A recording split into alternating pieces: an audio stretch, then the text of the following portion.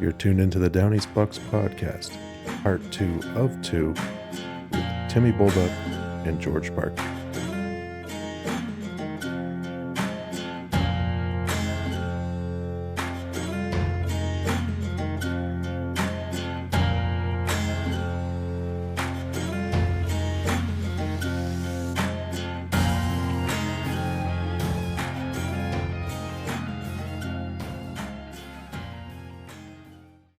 Now, you guys have been hunting together, like, whole, did you... Like, we haven't hunted lately in years. We haven't hunted in a few years, for sure. But when you started, you guys been friends all... The whole time. Oh, yeah, yeah. Oh, yeah. Started it all right together. Oh, yeah. Laughed together, missed together. Oh, yeah. We've done... You name it, we've done it together. Oh, yeah. Yeah. I was going to ask if you guys had, like, a different... Like, if you have a little bit different style or, like, something you like to do versus... You know what I mean? Like...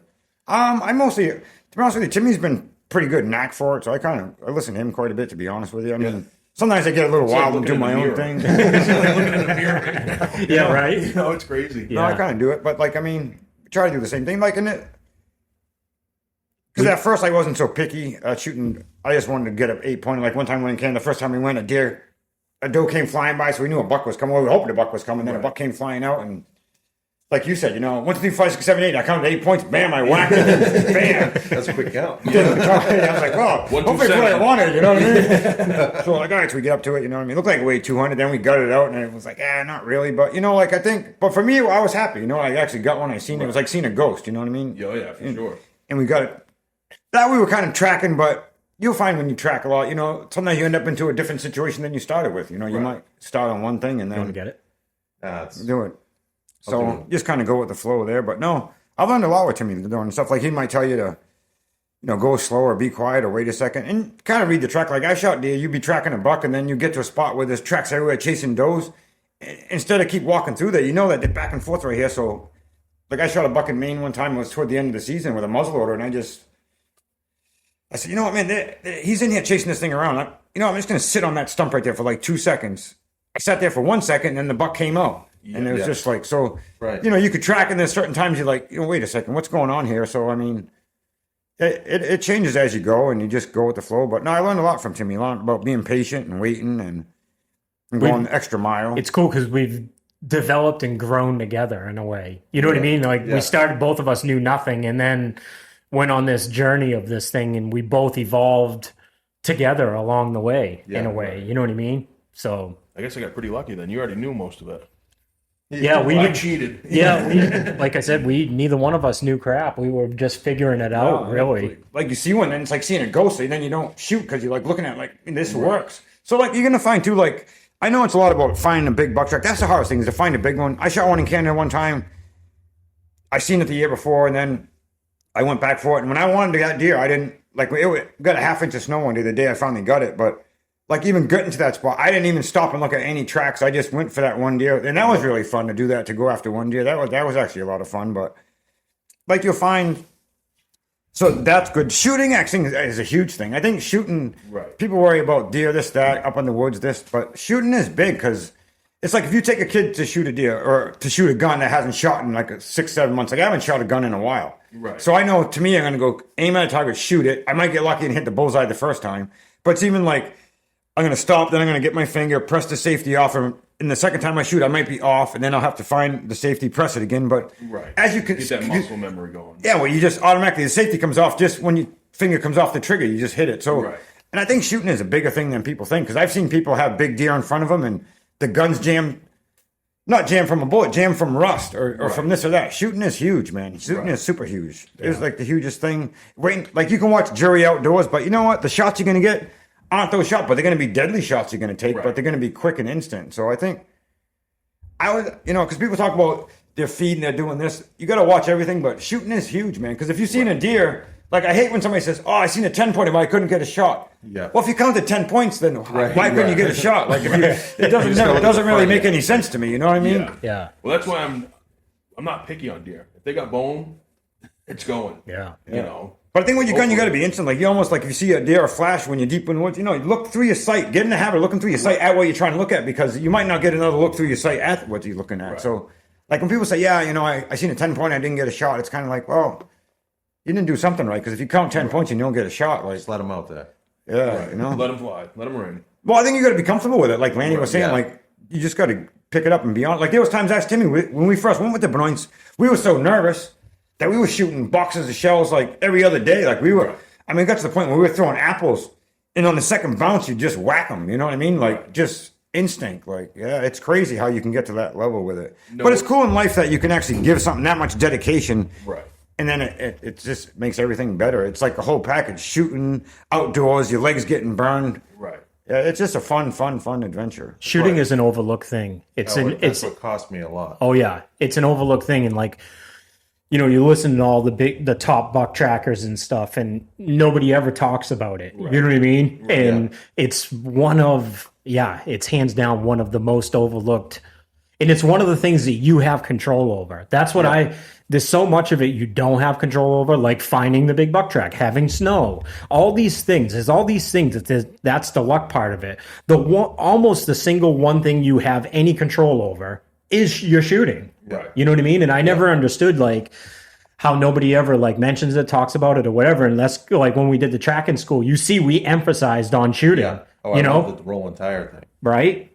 And it's like I said, it's one of those things that nobody ever thinks about and talks about, but it's probably, again, it's in the top 3 of the most important things that you can do for yourself to be ready for that day in that moment, you know? Yeah, I screwed up a lot. Just not being familiar with my gun, going out there and be like, I got this.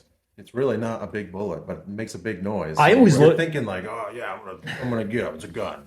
I always looked at it as like, again, once I figured out how much tracking, how much work it was to do, to me, it didn't make any sense to go through all that work and then come home and have to tell a story about how you missed him at 50 yards. Yeah. You know what I mean? Like, to me, it was just like, I'm not going through all that work. I'm not going to do that to myself and just beat myself up to have it end like that. Yeah. And I have control over shooting. If I put the work in, I'm going to get really good at it. Right. So, and that's what we always did. The years that the years we killed the most bucks, like we shot the most. Like we shot a lot. We'd shoot off a bench, get the gun sighted, and after that, I would never go on a bench. Everything was just freehand after that. Everything was freehand. I'd shoot off a bench, make sure it was lined up. Then I knew everything that messed up was me. And then I would just, honestly, I'd take small coffee cups every morning, and I would shoot at those. And I wouldn't shoot 5, I would shoot 40 yards, 50 yards, just to pick up, and my gun's looking right where my eye is. And then, you know, because then you start messing with scope shooting, long distance, freestanding. You know, obviously, a scope seems like it floats up and down a little bit more. You got to be pushed in more, but you'll get it all figured out and just do it. You know what I mean? And the peep guns, they're great guns. And Is that what you guys tend to hunt with, peeps? Yeah. My eyes are getting bad, so I'm not too sure. Hopefully, I can still do it again this year without glasses, because I don't know. I don't want to wear glasses. Have you tried red dot at all? Red dot?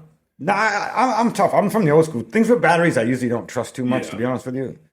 Yeah, we've done a lot of stuff. Even like back in the day, we used to get the brass ones and we'd actually file them, because when you're shooting, a lot of times it would cover what you're shooting at. But then I've learned Front bead. He's talking about the front bead. The front bead, we used to file it. Then it got tough to hold like paint. It wouldn't stick too good, so we messed with that. And then we got the fiber optic. But I've learned like a small coffee cup, if you put it at 50 yards and you're hitting it, I don't care if I'm hitting the top or the bottom. If I'm freestanding and I got a peep gun, that's good enough for me. You know what I mean? Oh, yeah. So that's fine. I'm not like driving tacks with it, but The crazy part is you do it enough. Like, I've shot a couple bucks like this. There's one that I'm thinking of right now. I remember it was the last day in New Hampshire, and that buck, I followed him on crunchy snow, and I knew he could hear me, right? It's just crunchy snow. There was no wind.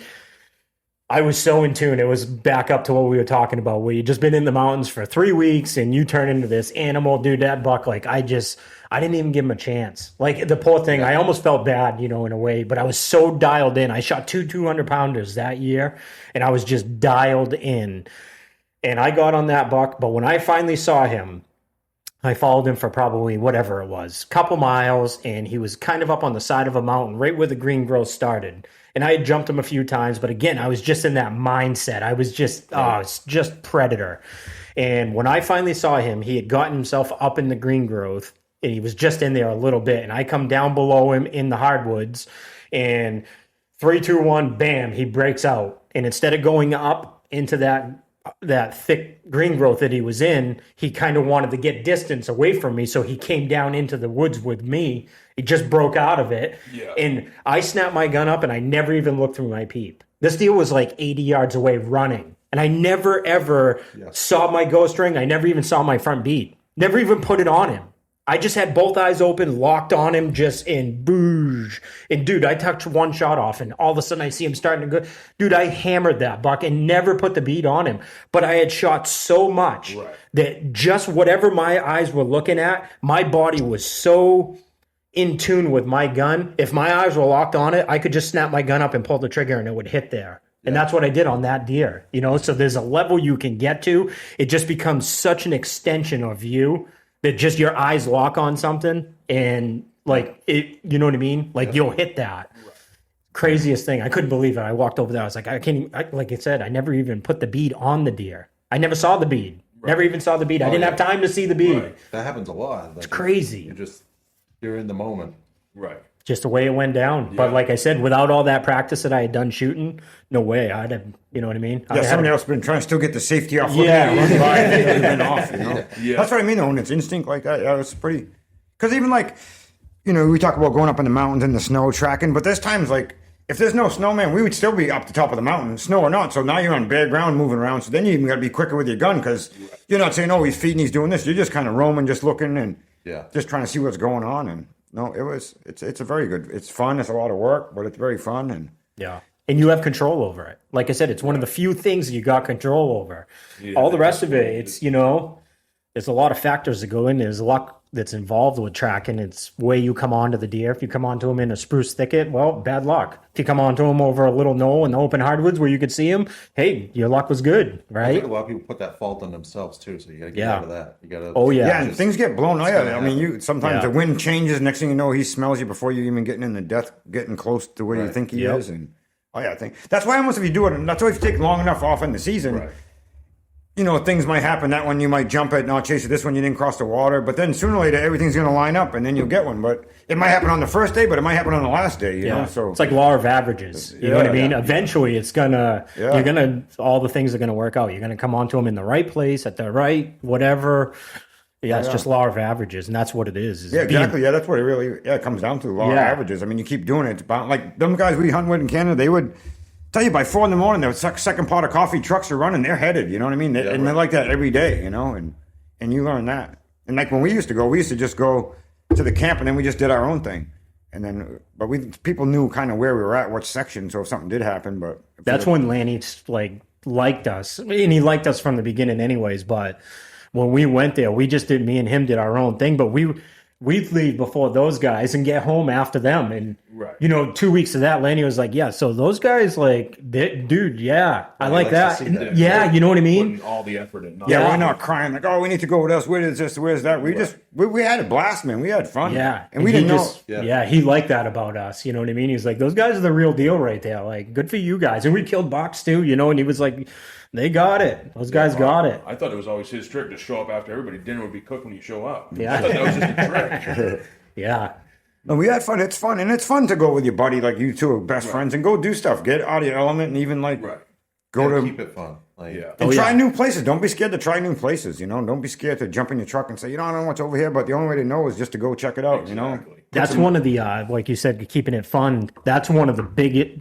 I've learned a ton from Lanny, but one thing that Lanny really does better than any other like top tier buck tracker, Lanny is a blast to be around. He's one of those dudes that, like, you know, because it's easy to get wrapped up in like, man, I haven't got a deer and I'm done. You know what I mean? You want it so bad, and it's real easy to get super serious.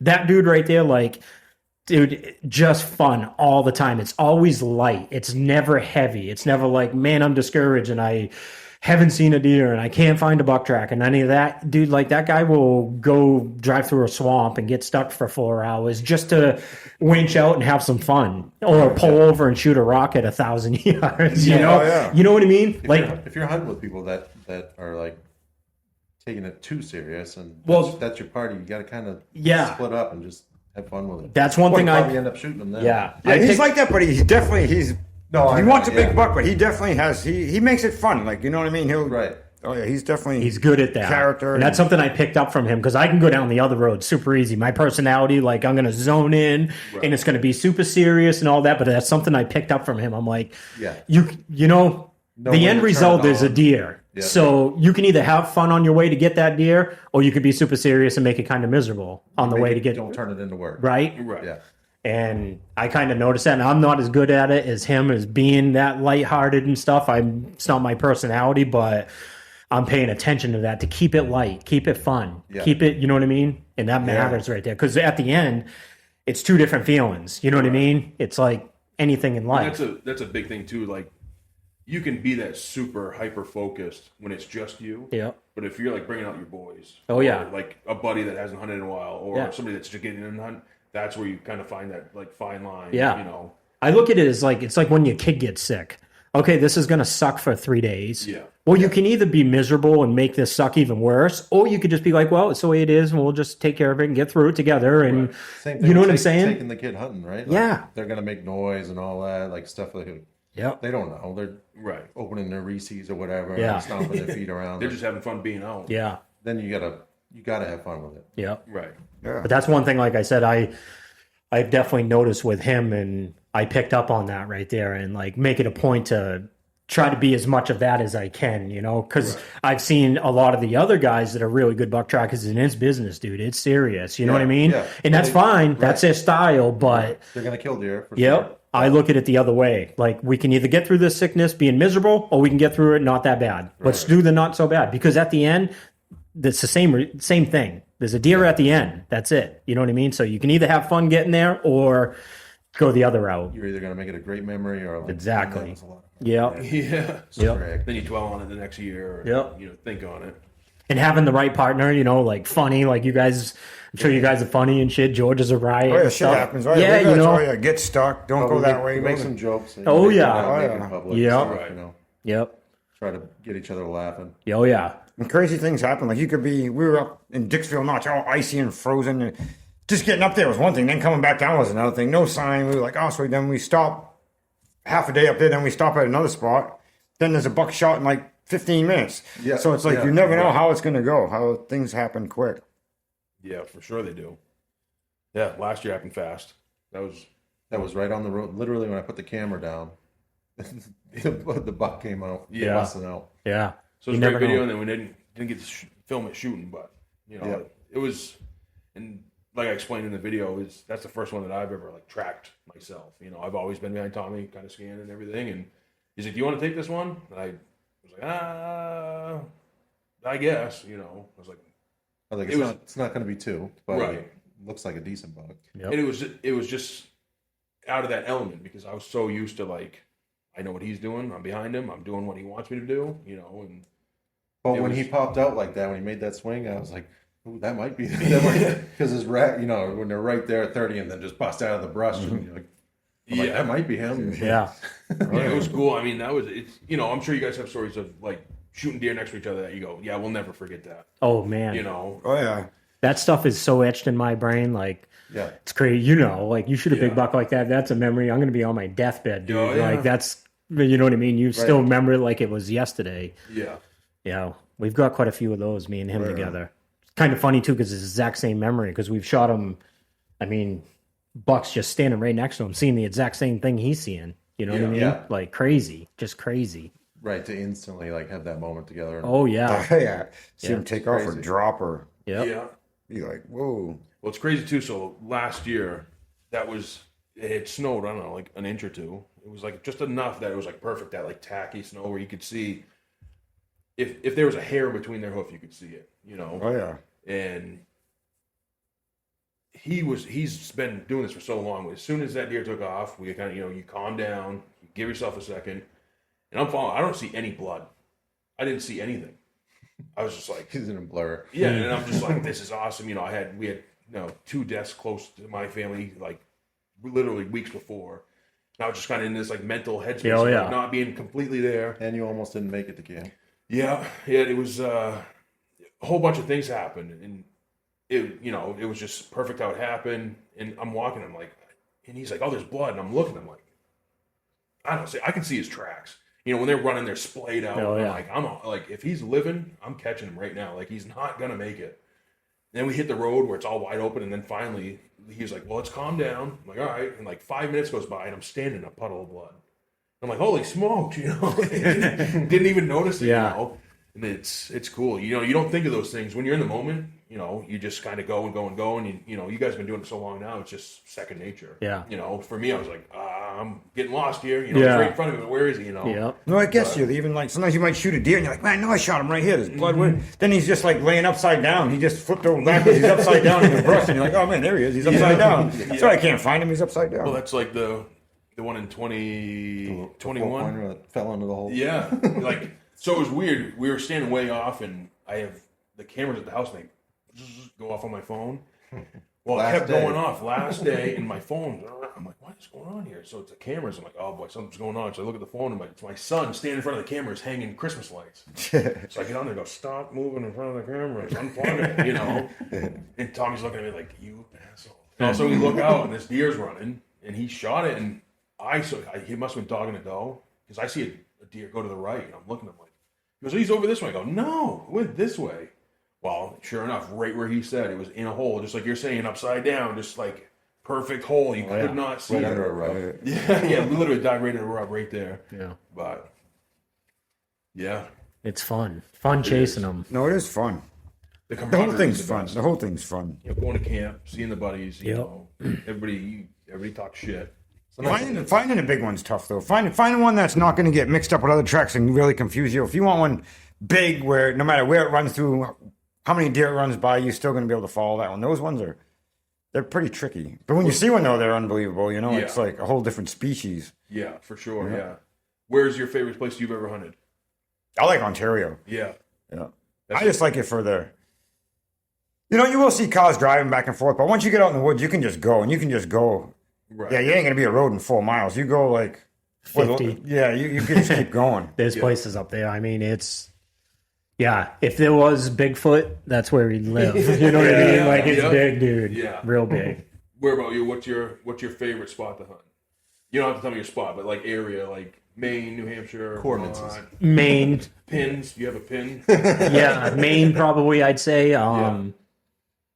Ontario, where we, like, when it was good, that was the pinnacle. That's the best I've ever seen. Yeah. That was the best I've ever seen. That was big, like in the late 90s, early 2000s. Yeah. It seems like that's like where it was. It made it through the 2000s. It got towards the end, 2009, 10-ish is when it kind of, they got a bad winter in the wolves. And like the deer herd, it took like one season. It was like one winter. Yeah, there's a lot of wolves. The thing was, the wolf tags were like $300, so they didn't make it like it's not like shooting a coyote, So to spend the next, and they're pretty hard to see anyway. That's like trying to shoot a coyote unless there's a gut pile or a bait pile. It might be pretty hard to get one. Yeah, Right. It was crazy up there though. It was like the amount of deer, the size of deer. It was Maine on like Steroids, it really was. It was unbelievable. And me and him never even saw the heyday of it. Right. Like we came in too late. Like the 4 or 5 years before we ever went, I've heard the stories of what it was like then, and like I mean, it was better than anything we experienced. But what we experienced, like, it was the pinnacle of big woods deer hunting. Like it was as good as it was, just unbelievable. Unbelievable. Yeah, you jump them and they weren't even not used to humans, so they would just look at you for a minute. It'd be like, Right. cool. They didn't know what you was. You could actually get a better look at them while they were. I mean, obviously, sometimes they would bolt, but most of the time. But they'd stick around a little bit longer than you would normally think they would. Yeah, and they would just the genetics up there. Like you didn't know what you were going to get. Like you could kill.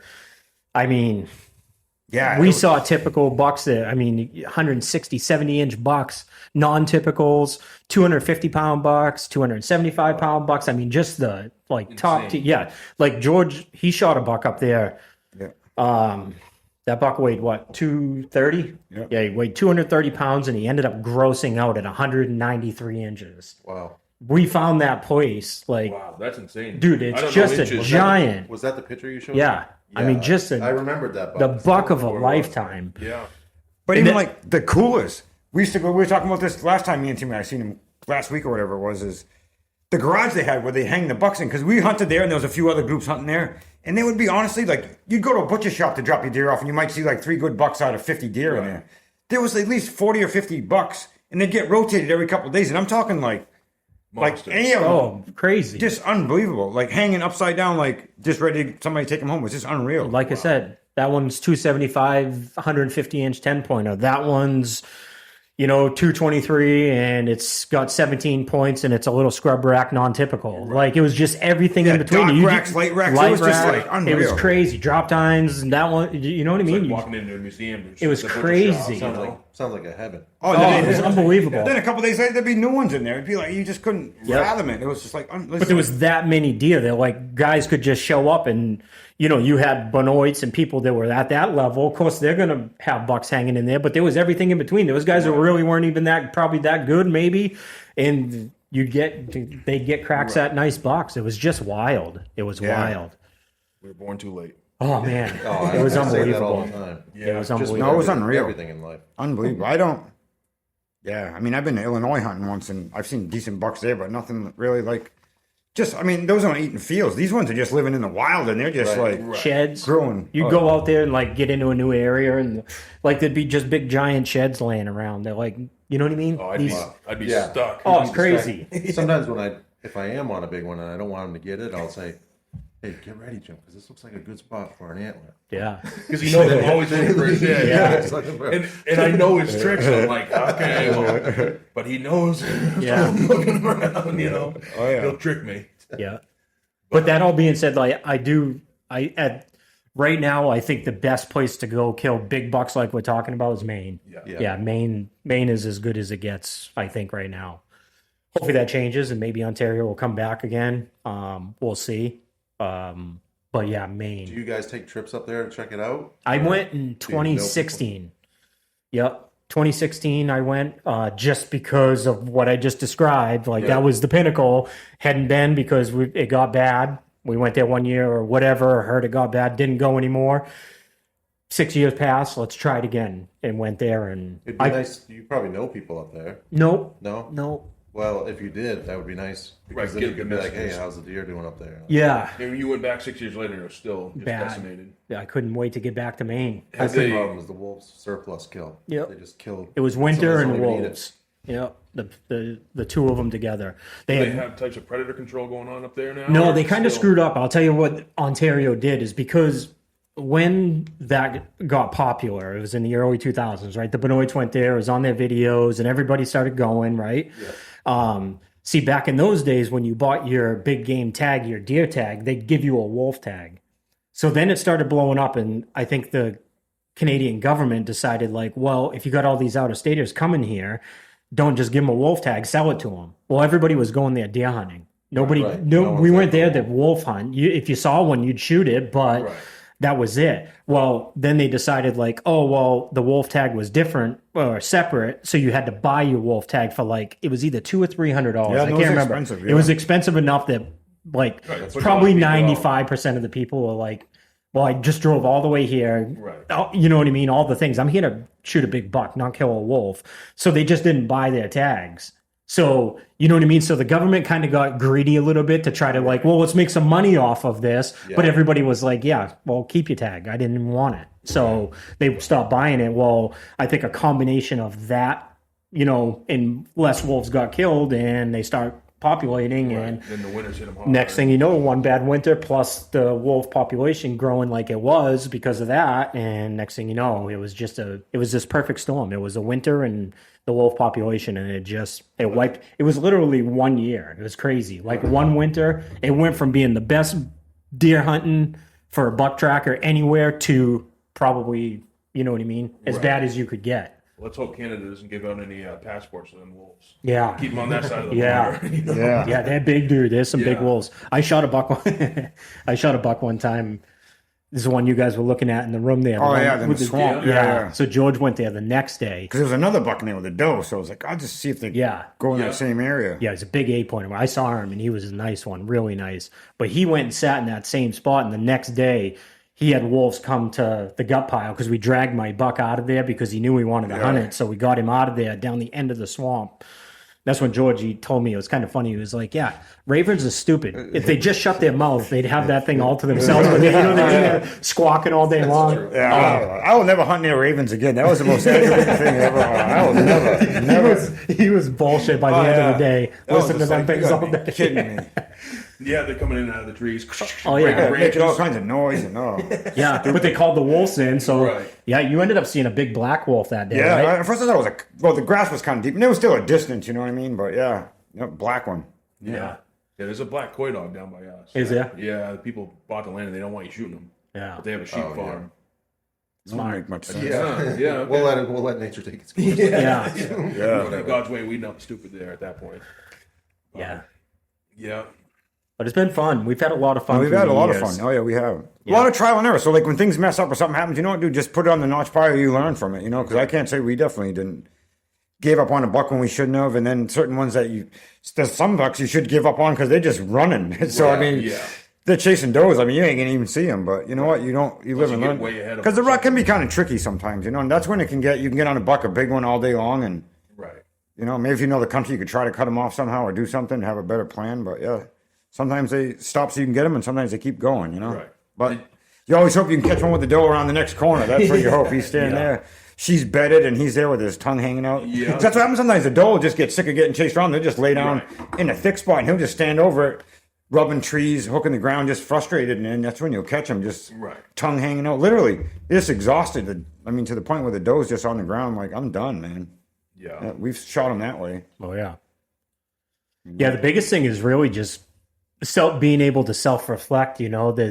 I've always been good at that. Like, you know, like if it didn't work out and there was a reason, like, you know, I would find that reason and be like, okay, cool, note to self, don't do that again. Like there's a lot of people that can't do that. There's tons of people that like they're doing everything perfect all the time. Oh yeah, they can't see most of the time there's a mistake in there. Right. Most of the time. Like if you break it down, you'll find a mistake. And I was always good at finding that mistake. And I think when you can do that and learn from that, your odds just keep going up. And you see what I mean? Because you're eliminating, all right, that was dumb. This is what I did. Eliminate that. And then again, it's just like deer hunting is an odds game. Like that's what I figured out. Like it's just odds. It's like when snow's on the ground, your odds go up. So that's when you should hunt, right? So play those odds. If you can only take X amount of time off, don't hunt when there's no snow. Hunt when there's snow. Odds went up. You know, there's all kinds of factors, but you know what I mean? Right. It's just constantly getting those odds right and just keeping the odds in your favor as much as you can. You know, same with stand hunting, you know,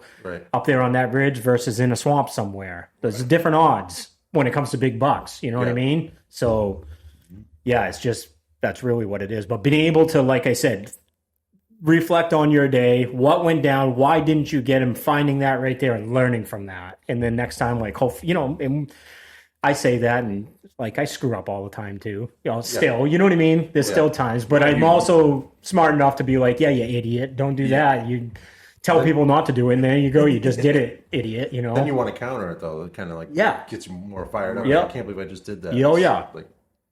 Yep. So that's been a big thing, like I said, like just being able to pick on yourself a little bit and you know. That's with life in general too. Oh yeah. You know, you got to know when you mess up. Oh yeah. And it all depends on you got to own it. Yeah. You know, and that's what you try to tell your kids. If you messed up, tell me. Yep. You know, and it's one of those things.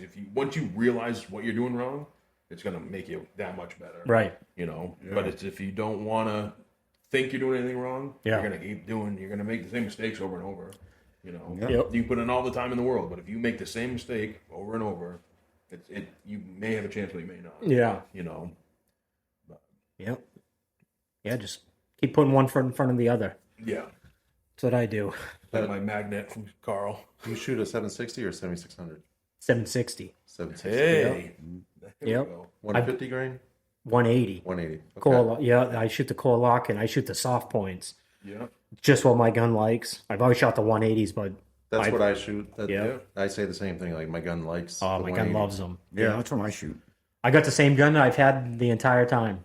When I decided I was going to do this, I knew that was the rifle they used, and I went and found one, and I've had it the entire time. I wouldn't even have. My brother gave me. He bought another one. Yep. And he was like, "You can have that one." I'm like, "Okay." Yeah. Otherwise, I'd probably still be out there with 12 gauge slugs. Yeah. No, by this time you could borrow one of mine. Yep. No, they work good. They do work good. Yeah, they're good guns. They're just tough. Yep. You know, it's like an old Toyota pickup truck. You beat the snot out of them, and they just keep going. Oh yeah. You know, it's just personal preference. But yeah. Now I don't want anything else. Yeah. Yeah, I tried bringing my 30-30 out last year, and I was like, it just feels weird in my hand. Yeah. You know, it just that 760 I got, just you hold it, and it's just perfect. it's just becomes a part of you. Yeah. Well, and they're good for the weather too, because I mean, sometimes they get frozen, nasty. I mean, Right. all day with them, they take a beating, frozen up, stiffened up. Yeah. Yeah. I've had 6. Is that what you? Hot 6. Yeah. Yeah. And that's what you hunt with? Yep.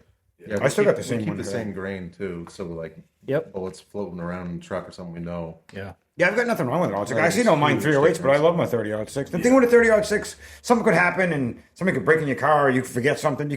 Somehow, if you're going to have to find shells to borrow from somebody in the middle of nowhere or some hillbilly antique store, they might have 30-06 odds, you know what I mean? 7 mil, you might be screwed, but 30-06 or a 35 whaling, you might be screwed, but Right. 30-06, you might be pretty lucky to get something like that. So Yeah. I've always tried to stay to common things to make lesser problems if things happen. The other thing with Odd 6 too is like, you know, when you track tube, like it's never ideal, hardly ever, is your shots. Like there's times where you got to poke through some spruce trees or whatever. Right. I got to tell you, like I'm not sure of any other round that does that stuff better than Odd 6. Right. Maybe And then 45, 70. Yeah, and then exactly. But then At you 30 yards. yeah, 30 yards, yeah. Yeah. But I cut the tree down so you can see the deer behind it. Exactly. But Odd 6 just, Yeah. I don't know. It just seems to. And the other thing too, like I have made not great shots on deer. Like it's happened. Like you know what I mean? I've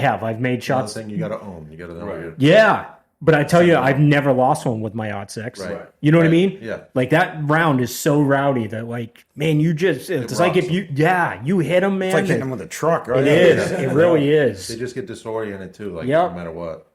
And that's another thing I've learned about Odd 6 because I never had an Odd 6 until that gun, until I started tracking. And once I saw what that thing does and what it can do, like, definitely will stand by that round for sure. I used to hunt with the Hornady, and they had like that, it's called the SST. Yep. Like a polymer tip on it. Yep. And we were in a spot, and there was a doe, I don't know, maybe 80 yards down in that blueberry bog. Oh yeah. And I'm sitting there, and I go, "There's a deer right there." And it was I think it was first year, second year of the bonus tag, that extra you can shoot a doe and a buck. So he goes, well, "I don't see it." So I pick up, and I'm like, "I'm going to shoot her." Oh yeah. Shot, and she just stands there. I'm like, what the hell is going on? Bang! What is going on here? We just sighted the guns in. She flicks her ear, and Tommy sees it. So we both bang, and she takes off running. Like, what the hell? So we go over there, and there's 3 holes, like in trees, like little trees like this that I was hitting just in front of her. I was like, I should go through it. It just wasn't it. Yeah. So he's like, this is what I hunt with. So that's literally, I've only bought Remington core locks. And those things will blow through trees, knock the deer over. Yeah. And they're not expensive compared to other ones, you know what I that's the mean? thing, And long as $20 if you can shoot straight, who cares? Like, Right. it don't matter if it's cheap or You know what's expensive. odd too is Lanny shoots Hornadays, and back in the days we're talking in the 2000s when we first became friends with him and stuff. He actually told me, probably us, but I remember him saying like, "Try this bow," and it was a Hornaday, maybe even those same ones. I went and got a box of those. My gun shoots those things all over the place. Oh, really? My gun will not even shoot them. Yeah, it's like, funny. dude, I shoot groups that are 2 feet big with them. Yeah. You put a core lock in my gun, 180 grain soft point, dude, it's tack driver. Yeah. My gun didn't even like those, and I know that Hornady is a way better bullet. I know it On is. paper. On paper, it's a way better bullet, but my gun Everything's better on literally paper. won't shoot them. Right. Just hates them. Was he running the 270? That was and he had that heart barrel. Yeah. So his barrel was like, way different than what oh you were. yeah. Yeah. Yeah, his gun is like a tack driver with those bullets, but my gun, like I said, you'd be Right. lucky to hit a freaking barn door with it at 50 yards. You know what I mean? Yeah, Just wouldn't you're shoot right. them. Yeah. Yeah, he's So I figured that out, and I stuck right to those core locks, and that's what I've always shot. And I do love them. I know they're cheap bullets, but They work. dude, they're badass. Right. They really are. Yeah, I shot a doe last year, 2 years ago. That one, 2 years ago. Yeah. 2 years. That was And cool. so there's a pit. And there's not a ton of woods. It's kind of like a weird, like small sliver. behind And it. there's a field behind it. And then there's like another old field. And parked the truck. And we started walking down. And all of a sudden, all these deer stood up. Right on the edge of the pit wall. We're kind of edging the pit. So, well, it's getting towards the end of the season here. And as soon as they jumped up, Oh, and you boom. had 2 bonus tags. Yeah, I had 2 bonus tags. So I was like, might as well, I may hit one, 120 yards away with a red dot. I'm like, I'm not really sighted in perfectly for that, but picked it up and shot. I'm like, I either scared one or got one or the other. Yeah. Walked over there, and it literally just He nailed it. He Yeah. nailed it. I was like, It did its job, doing you know. good now, bud. You know, and that was I think that was the first year with the core locks. You know, before it wouldn't just going through the grass, it would have taken off. It destroys a deer when you hit them with it too. Yeah, Like, and this was a small one, Yeah. 90 pounds, 100 pounds, or whatever. But it was food. It was just Once I saw the hole that it made, I was like, I don't know why they even make other ammo. You know, why do people even have the choice to choose anything else? Yeah. So No, that's good. It's pretty nothing loyal wrong to with it. them now. You know. That seems like you guys have fun. Though. That's what you got to do. Just have fun. Yeah. Keep going out. Keep doing it, and just keep going at it. I mean, Yeah, that's it. Really, just have fun. That's what I try telling everybody. Like, there's a guy at work that he started hunting his first time ever hunting. He had a 12 gauge with a slug, 200 pounder up in Bethel. So he's like, I'm in it. Missed one the next year. Well, he shot it and he couldn't find it. Coyotes got it. Mm-hmm. So he's kind of discouraged. I said, well, if you want to come out and hunt, dude, just have a good time, because his family's like big into it. And I said, you can come with us. You know, just come out and just learn how to enjoy it, Yeah. and not be pressured by cousins and uncles or friends or You can kind of pick up on that too. Someone's energy, like the way they like right. when you're talking to them about They it. almost yeah. buzz when you're Get talking anxious. to them. Oh yeah. You know. So it's fun to get those people away from that. Yeah. yeah, it's got to be fun. And you got to want it. I can't wait for this year. I'm getting pumped. I haven't really took a bunch of time hunting. I'm going to do it this year though. You coming up to Maine this year? Yeah. Yeah, I'm going to go to Maine. I'm thinking where I'm going to go. I'm not too sure yet, but I'm definitely going to. I just don't want to work. I just want to go wherever I want. Yeah. I'll go anywhere other than work. Just get a camper and go. Yeah. Yeah. You know. Well, I mean, I'll really just rent a place and go right here or there. Because that's why I really don't have a camp up north anyway. Because I just want to go wherever I want. You know, I don't mind mowing, but I don't like weed whacking. So I'd mow my lawn, but I wouldn't weed whack around my house up there. Yeah. But yeah, no, I just want to be open to go wherever and just give it, because it does take to be. I mean, you can get one on the first day, but it's more fun when you take some time, because then you could think about in New England. You could always go to Maine, then you could go to New Hampshire. So if you take some time off, you can kind of roam around a little bit, you know. At least then you could sneak over to Mass later in the season, and I'll try to go to different places. But it's tough when you want to go to Ohio and stuff like that. I mean, you can, but I don't really know a lot there. I mean, they do have the extended muzzleloader season in January, but Right. I'm more focused on. Yeah, we looked into that last year. I'm focused on Maine and New Hampshire. I don't mind New Hampshire. I don't mind Maine. I do like Canada. I was thinking about going there. Timmy's been kind of telling me maybe to wait a year or two, but I'm one of those other ones. We're best friends, but I'm like a mule. I learned everything the hard way, so I might cruise up there, come back with nothing. But you know what? Hey, I won't be working, so that'll be good. Yeah. Gambling, man. Yeah. So I'm not too sure. Yeah. But hopefully I won't be. The thing about like not trying not to work is you just can't spend a lot of money. You know what I mean? Just through life, you got to learn that. You know what? You got a house, you got this. That's good, Right. and Right. don't buy stupid things. And Don't buy ribeye at deer camp. Yeah. well, you can buy them, but you better buy everybody one.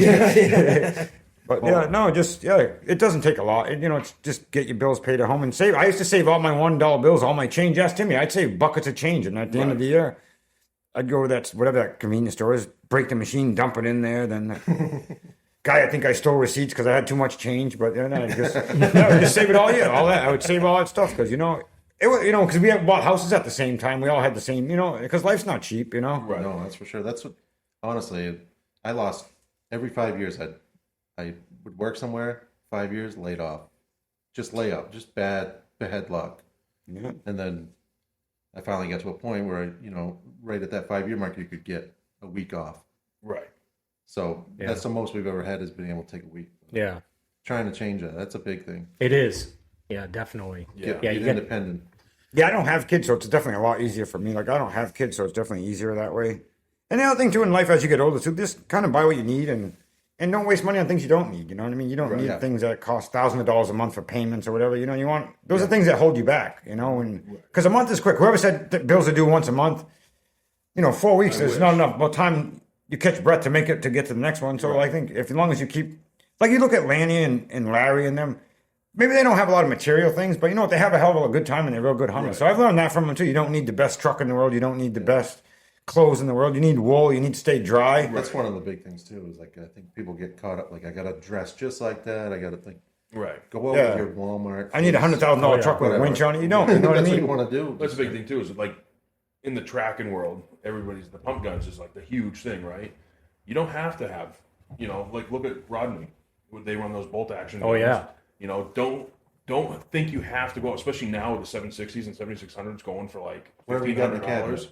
Yeah. Just go to Walmart. They sell cheap guns for $300. Just buy it and go out and do it. You know, over time, save $100 Or borrow a gun. Or borrow a gun. Yep. You know, Those pump guns when we were younger, you could buy them all day long for $250, $300. Right. $250 was they run. Then they started getting up to a little bit more. But yeah, the thing is, once you buy one, you should have it forever. Like I've got my same too. Actually, I got one Timmy built, and the other one I hunt with. It's like a bunch of pieces put together. It's like a 60-something forearm, a 71 buttstock. I mean, it's all different, but it shoots good and it's fine.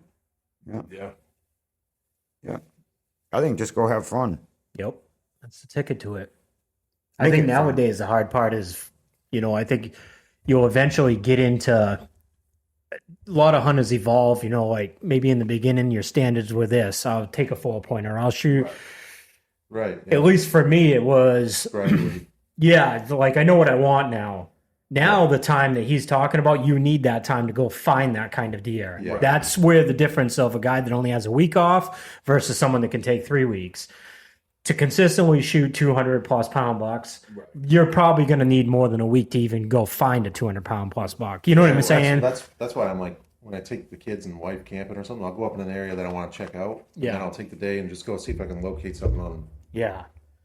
That looks like a good track, and then I got it logged. Yeah. As time's going on and like where we're at right now, I definitely starting to see that that's the thing. Like, you know what I mean? It's just finding a big one like that, And some people never really give a crap. They'll just shoot whatever buck, and that's totally fine, Yeah. Like me personally, though, like that's what I want to get. I want to shoot a 200 pounder. So now I've been a bunch of years into that, and I know that like it takes time to find those deer, and then get behind him on the right day because you know where he is and know the way to walk into to cut his track and all those things. So you need some time to do that. But with that too, you don't want to.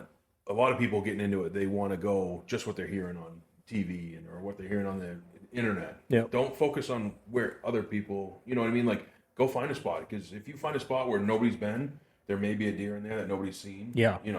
That's what I love doing too, is trying to pick a spot on the map. Like maybe no one's hitting this piece of the woods over here. Like at all. Topos look great over there, and then across the road is. And that's all part of it too. Like the meaningfulness of it. When you earn it all on your own like that, like nobody else knows about this deer, you happen to find him for whatever the reason, whether you stumbled onto him or actually whatever. You know what I'm saying? You go there and get that deer, like that will, you know what I mean? It's hard to beat that versus like, I heard there's a buck over on that ridge from some guy at the coffee shop. And it's 12. Yeah, you know what I mean? That's like, that's really fun. Go in there and try and get that buck that everyone's talking about. It's like, it just disappeared. Yeah. Right. Well, we got one of those. Yeah, what people call the Kansas buck. Yeah. I haven't seen it, but we found his bedroom. So hopefully he's still alive, made it through the winter. Yep. And it's funny too, because it's just, you look at it and you under see. their nose. Yeah, it's literally that old saying, hide in plain sight. Oh yeah. And it's literally right there, and it's just a little bit of nasty that you overlook, and he's right there. But you saw a picture of that, right? Yeah. It's pretty wild. It's one of those deer, like where we are in southern Maine is not like, it's not known for big bucks. Right. You know what I mean? Like we're 40 minutes They're from definitely Portland. freaks. Yeah, you find them down there. So when you find it, I mean, it's just there's points and stickers, and it's a deer that for the last 3 years he's just gotten bigger and bigger and bigger. And it's hopefully we find him before he takes that dip, Sounds like you did. Sounds like you know where he is. That's good. Hopefully connect with him, because there's a lot. The thing is too is like we really like to hunt where there's a lot of pressure. Mm-hmm. You know what I mean? Like because we can go in and shoot a deer. It's fun pulling out of those. When people sit there and they're wearing like that, $2,000 hunting get up, and this is how I hunt. This is what we look like minus the blue pants. Well, we've been hunting with blue pants on before. Yep. But I mean, we literally go in there and the deer looks at us and they go, "Who the hell are these jokes?" Next thing you know, we got them. You know? So people kind of look at us funny when we go in there. We don't have camo. We don't have all the fancy clothes. And I had a kid the other day come and pick up his muzzleloader, and he was shooting the shit with me. And he's from up north, moved down here. And he's like, man, just really struggling down here. And I was telling him just that, because I hunt down here as much as I hunt up north, probably more down here nowadays. I still do a lot up north, but I hunt a lot like pressured deer. They're completely different deer. Pressured bucks and bucks up north are completely different things. I think it helps you when you get up north too, Oh man, you're in that like gotta go right now. And Yeah. that's something he taught me because I've always hunted Southern Maine. And like, if you see a deer, there may be somebody right there. So it's up and they're going to see you. 9 times out of 10, they're going to see what they think is you and take off and bolt. Yeah. You know, in Southern Maine. So he's taught me, like, listen, up north, we can kind of take some time. Yeah.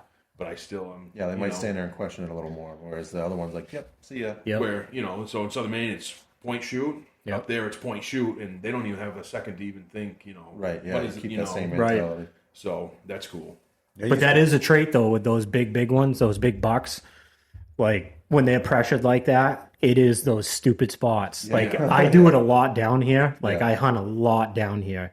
And that's something I've definitely learned over the last, like, I've been able to figure out they are, and it's always take 1,000 acres, and it's one little corner over here tucked up next to the road that everybody walks right by. And you know what I mean? It's behind somebody's house in a thicket 30 yards off their lawn that nobody ever steps in. And, you know what I mean? Like, that's what they do. Something like the biggest bedding areas down by us is right next to a house. Oh, yeah. So if you can get permission to walk in there or whatever, Flush 'em making out. beds. You know somewhere what's else. weird? Like, I've noticed too is like mature bucks are different than deer. They're their own thing. Like young bucks and does are one thing, and a mature buck he lives almost a completely different life than the rest of them do. You know what I mean? Oh, yeah. He really does. Like the way he lays down, how he acts. He's a nomad. He's by himself most of the time. Right. He wants to be solo. You know what I mean? Like it's different. It's different than just deer. And like I had to learn that and get into that mindset to understand like what that kind of like a buck, to know that he was different than all the rest. Because for the first part of my whole hunting down in this area and hunting pressure deer, I was just hunting deer. And I had to figure out that like a buck is different than that. He's staying in his bed. He's until way that last minute. Yeah, you know. Yeah, he does. They do that. You know. Certain time of the year. Yeah. They'll still have the little area where they get up and Dude, chew that- cud and Just poop. bumpy And around. little, Oh yeah, and that's what I've learned. I used to think those big bucks they're just nocturnal. He just lays in his bed until. It's actually not true. I'm sure there's some bucks that do that because bucks have different personalities. But what I've learned is that buck will still get on his feet in daylight, but it's in a place the size of this room. Yeah. It's right here. If you could find that spot, you'll see he'll get on his feet. He's up feeding around in there, eating some acorns or rubbing a tree or doing something like that with half an hour of light left. Yeah, right. He does all that, but it's just, again, it ain't a big area. It's a small little area, and it's really hard to find that spot. And it is a Hard pushing that spot. envelope to Right. where you're Oh not gonna, yeah, like, because there's the other thing, to be able to get to that spot without him knowing you're watching that Yeah. spot.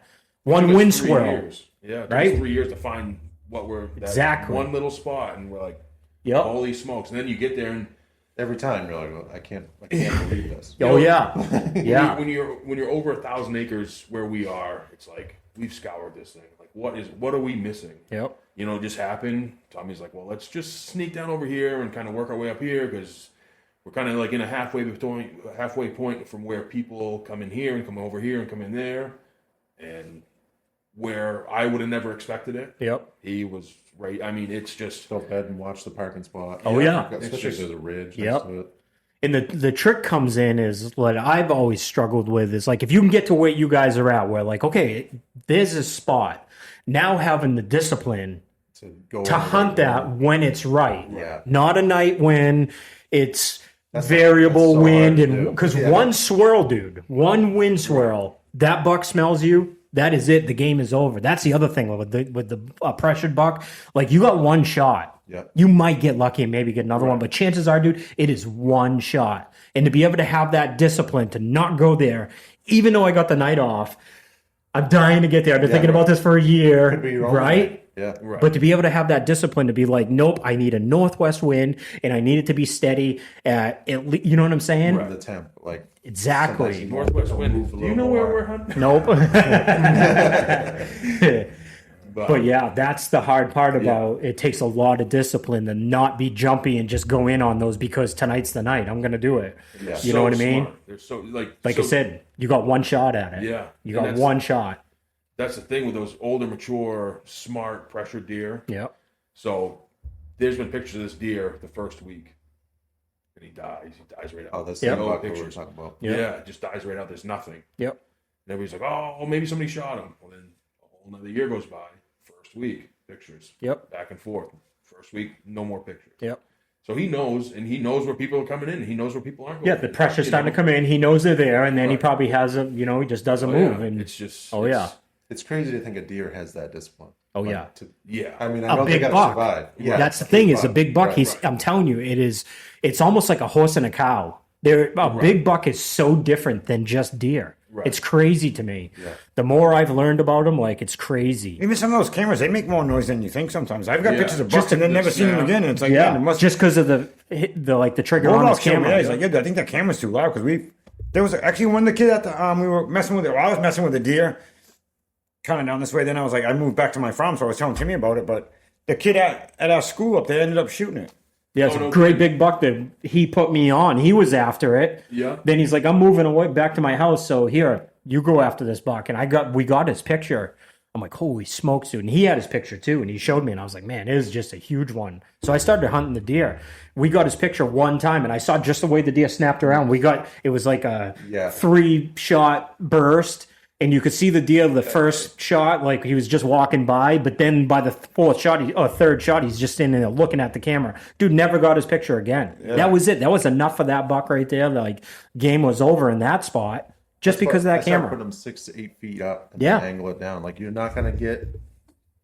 People get lost trying to like. Sometimes they want to hunt with their camera, and then they get zoned in on like I gotta get a picture of a big buck. And Yeah. Cameras they can be get lost deceiving too, though, because like that buck looked Could be big. right behind it. He looked like big body weight, but then I was like, I don't know. And then he actually had walked by me at 30 yards, and I wasn't even sure if it was him. I was like, man, the thing's small. Then the kid shot it, and he said it only weighed 160. 150, yeah, 59 152, pounds, 152 pounds. And it was, and it must have scored, but it was like Scored 160. 160. Yeah. Yeah, 159 inches, and it weighed 152. Yep. Well, I noticed like last year, was it last year or the year before? There was a ton of like big 8 and 10 pointers that were like 140 pounds. Yeah. Up in yeah, Maine, it was a year up towards before, us 2 years ago. It was like a bunch of these big giant rack deers that were like 2-year-olds. I think that was the real dry year with the acorn. Yeah. There's quite a good hayfields up there, because I know I go fox something like in Biddeford and Yeah. Lyman, Maine, I think it is. So we're quite a ways from that. Yeah. So, but I used to goose hunt down there. Yeah. Then there's guys that always hunt just till 9 in the morning. They'll get out, cruise the roads, have breakfast with their buddies at 4 in the That's morning, what 5 they in the love to morning. do. Yeah. Right. Whatever. Yeah. Well, that's like what we used to do. We used to go in the woods at 10 o'clock. We'd go get well, I know. breakfast, go eat lunch, and we'd get in the woods. And actually, his grandfather We shot still have one. those days Yeah, we still yeah. have them. Yeah, those days that's like real hot, and it's like, no. where you're beat up from the day before. You're right. Yeah. We were eating his grandfather always gives us hell because we always stop at lunch. We get out of the woods at lunch, go get a pizza, and go down and on another piece of woods. It's Southern man. Yeah. Yeah, down in southern Maine, and we're sitting there, and we had just backed. I had an old Suburban. Roll the windows down. Roll the windows down, open the pizza box. 44 going off. What the hell was that? It sounded like a pistol. And we were right where his grandfather was in. That sounded like a pistol. I wonder if Tommy's like, I wonder if he's hunting with a 44. Walk in there, sure enough, shot a deer when we're sitting there eating pizza. Yeah. So we went up north for the first year, and he goes, "You guys find the pizza parlor yet?" Yeah. Said did, but it's closed. Now, once in a while, you do got to eat good, though, because you can go a few days, though, then Yeah. sooner you got to slam something down good. Yeah, food's important, man. And I'm not just saying that because I like food. I'm just when you're in the woods, you got to have something. Like Lanny told me when we were down in Huntstock, he goes, "Don't bring ho-hos and ding-dings and whatever, all the snacks, little Debbie's. Just bring in the thick cut salami from a deli." Yeah. Oh, yeah, no, he Just started enough on of that. Oh, yeah. Yeah, just But enough believe of me, that. they've had a lot of ring dings and all Yeah, that. sure, yeah. Yeah, I'll never kid you there. Well, I think he was looking out for my health. But, Yeah. he's like that. He goes, that half-inch chunk of salami, that'll cover you a couple Yeah. hours, Eggs. Eggs, yeah. Eating eggs. Yeah. That'll help your Hard-boiled energy at times. eggs. Yep. Yeah. No, it's pretty funny. Yep. He's a great guy. What's cool, he was like from a different generation, but he's lasting long into this one. So he's, Yeah. you get a lot of old and you get some new, and it's pretty cool just to be around him. Yeah. He's no joke. Yeah, he's a good dude. Yeah, I'm excited to see him again down there in Huntstock. That'll be cool. Yeah. I think he's enjoying, because he kind of disappeared for a little while there. Yeah. And Yeah, I was worried. And I didn't want to contact anybody, but obviously being a fan of them, I'm like, man, yeah. where'd they go? I think he's enjoying it. Like, he Yeah. likes, I'm know, happy to see it. I'm grateful for you guys. yeah. Yeah, he's having fun. He said, and I almost think in a way, like, maybe he thought that, like, I think they were on a pedestal at the highest level for all those years. And when he kind of stepped away a little bit, he thought that, like, maybe his legacy was gone a little bit and he wasn't considered what he was, but that never faltered. Right. And then he goes to hunt stock and just, you know what I mean? You might as well, it's like having Donald Trump come walking in the room, you know? It's like, holy smokes. Well, it was cool for me because, like I told you earlier, I'd never seen all these, like, hunting gurus or whatever you want to call them. And with Tommy, you know, I learned of him and I've heard of him, and then you can't find a video, you can't find a DVD. Like, everybody has those DVDs, they're either scratched to hell because they watched them a million times, or they're not ever going to sell them. Yeah. So, or they're only VHS. Yeah. We got VHS ones actually. Yeah. So getting to meet him was just like, it was like, whoa, that's, you know, like this is the man, the myth, the legend, all of it. You know what I mean? Yeah. And then when you talk to him, he's just as normal as you and I. He was just, he was definitely. I was blessed to go down there and to finally, like, be really introduced to that whole side of hunting. You know? It was talk to him and Landon for hours, you know. Yeah. And Landon, he's no slouch when it comes to hunting either. Nope. He's just quiet and does his thing. And yeah, he's always been pretty quiet. We went up to Ontario those years that me and George went. And that's just his nature. Landon's just a quiet dude. Yeah. I think when he knows you and likes you and all those things, like, he opens up a little bit, but it's just his nature, you know. Then Lanny's total opposite. He'll walk in to get a coffee in the morning and walk up to, like, 10 people sitting there and that's what they want to buy a Biden hat. Half price. That's what he told them. Yeah, we were in Bingham. Yeah. He walked right over to this group of dudes, all locals. Yeah. He's like, hey, any of you guys want to buy a Biden hat? I got them for half price. That's too so funny. But he's a great. But you think of, like, how many people that guy's influenced. You know what I mean? Like, it's just crazy. It's crazy. That's what I'm saying. Like, I don't think he understands, like, just how much he's impacted lives. Like, we watched the Benoit videos and then we'd recite them. Yeah. Like, we'd be walking through the woods and making jokes and making pretend that they said this instead of that. Yeah. Like, just fun. Like, And it's funny how you go hunt a little bit, then you watch them, then you hunt a little bit, then you actually pick different stuff out of them. It's like, that's what he meant by that. It's like, into it, you know. The best part of it too is, like, everything that somebody that doesn't know anything about deer tracking, to be honest with you, between their books and those videos, just about everything you need to know is in there. Right. And the rest minus just experience. Right. Yeah. Right? 100%. It's like everything's there.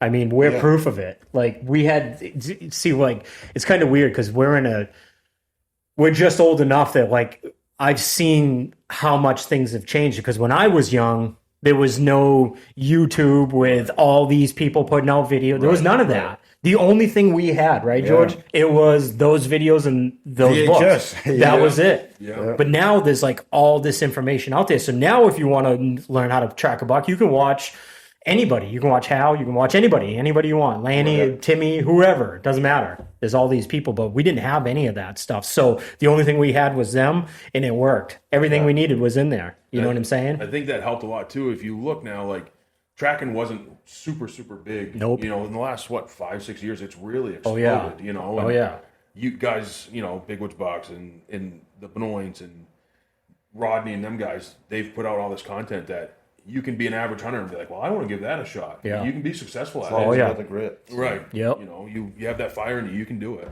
Yeah. So that's, I see what you're saying. A lot of people do. You know what still aggravates though the most? It's like, man, you'd be driving around, like, when you're checking roads, you know, you check roads and then you'll see a big track, and you're like, son of a bug, and then some guy's on it with his truck. Then you drive away and you're like, man, that sucks. And then you keep driving, and then you go back like a couple hours later because you still haven't found nothing. And now the guy's gone. There's no drag marks. And you're like, man, that dude only went like for 2 hours on it and gave up on it. And you're like, man, dude, I would have stayed on the thing all day. And then sometimes that bothers you too. Like, man, you just go back in there and look and see if you can catch it somewhere. Or... Well, that happened to us last year.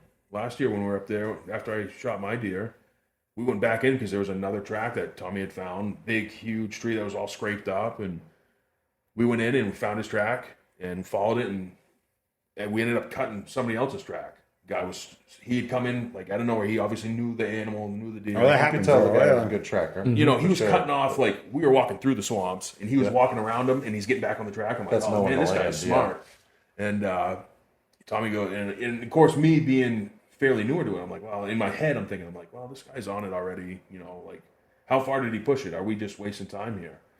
And then Tommy, like, literally a couple minutes later, he goes, I know he's on his track. I didn't say anything to him, and he goes, I know he's on his track, but people give up.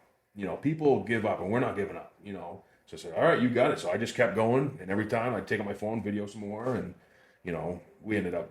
That buck ended up swimming over this bog. And I was like, we went over to that piece, and it was just woods you couldn't see through. And I was like, well, now I know where to set up. Right. When the pressure comes, this buck's going to cut across this bog. Right? Yeah. It's funny, too. We hunted up north, and we found all the pressure up there, too, and we hunted that. You know, it's like, what are we doing? You know, and it was cool to see how different parts of the state we could, you know, kind of integrate it both into how we hunt, and we were successful. So, well, it sounds like you guys are getting a knack for hunting pressured bucks, and you know what I mean. And you understand. A lot of people never understand it. They just. I started just going into pieces that I'd see trucks parked on one side of the road, and then I'd see another spot where you could get in where there wasn't a lot of deer signs, so people weren't hunting over there. Yeah. Like he said, I'd go eat my breakfast. I went out there. There was this big 12-pointer everyone was talking about. I go out there, park the truck. I'm blasting music. I like getting around. like fired up. Yeah. Just, Metallica playing in the truck. I would go, you know, people, because all the people that were in there were real serious. So I come in there like, get out. Hit full belly. I walk into this piece, and the buck's making a scrape. He's right there, 65 yards. I had open sights. Well, I shot through brush. I should have been more patient. Yeah.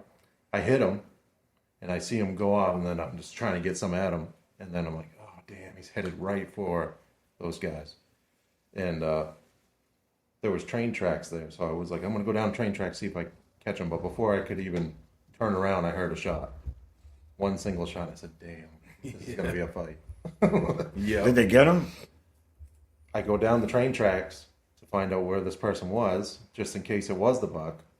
And ended up being a kid local to us, and he's like, man, I was sitting, he was in what I call like a bozo spot, like it was just a luck freak thing. One of those spots where you wouldn't sit.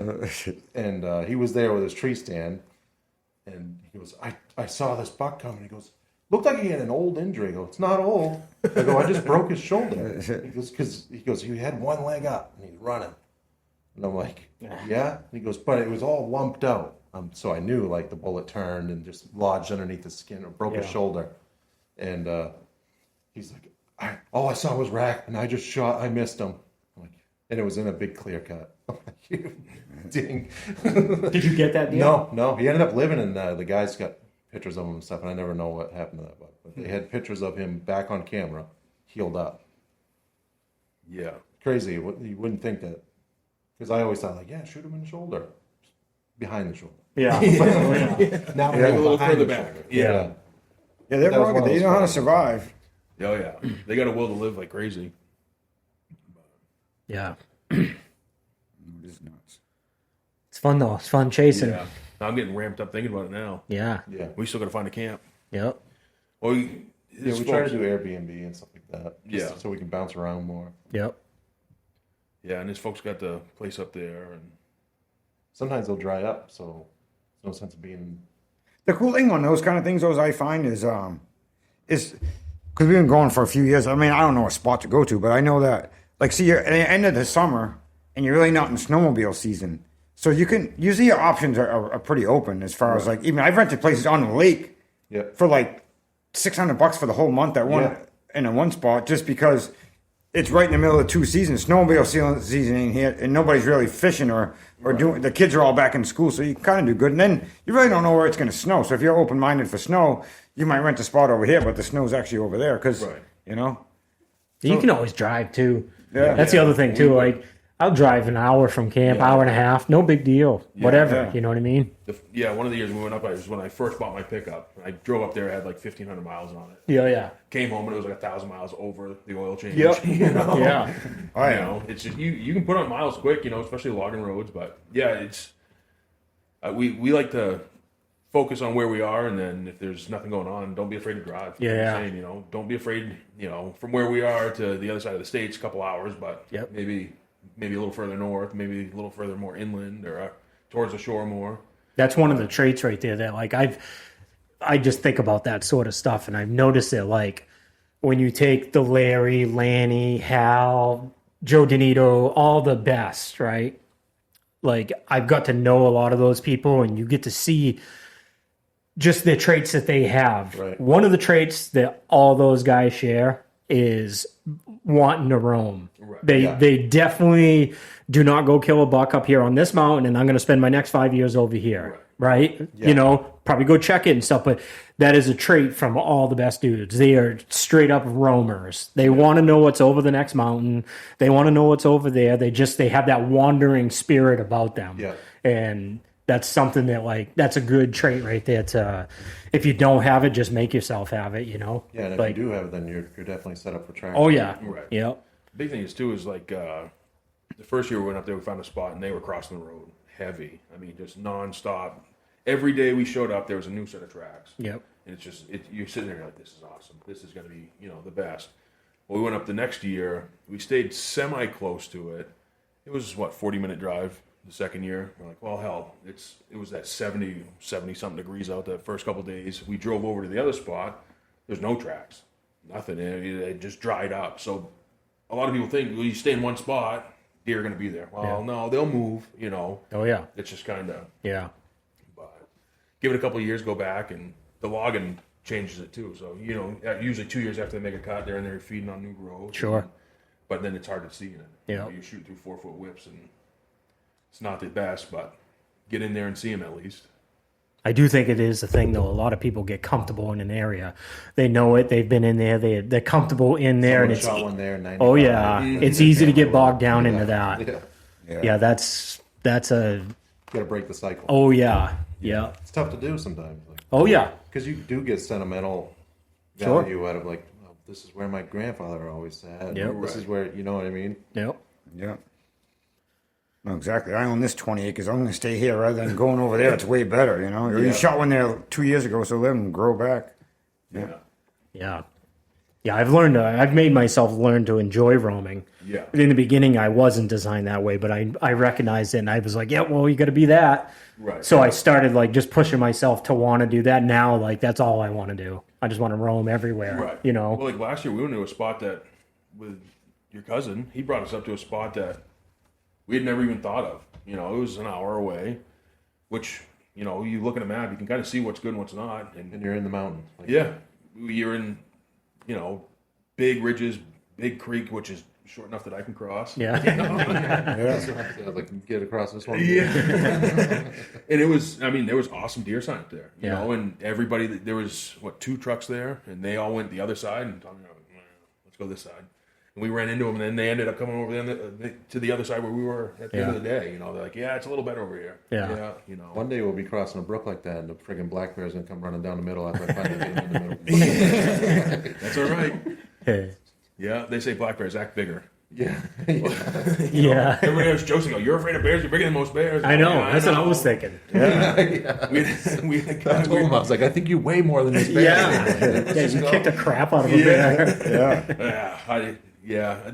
I'm good with them now. But we had a guy, we were getting pizza one day when we were, and the guy goes, I was in the woods one day, and there was a moose about the size of you two coming out. Sitting there, I'm like, all right, well, I'm looking in the window. I'm like, yeah, I guess he's right. But That's funny. Well, speaking of food, I'm starting to get hungry. Yeah, you guys Maybe want to get wrap some this lunch? up and get something to eat. Yeah. Appreciate you guys coming on. Yeah. thank Thanks you for guys. having That's us. awesome. Appreciate Yeah, that it. was not too bad at all. Well, that's going to wrap it up then. anything else you want to say? Last words. Toodaloo.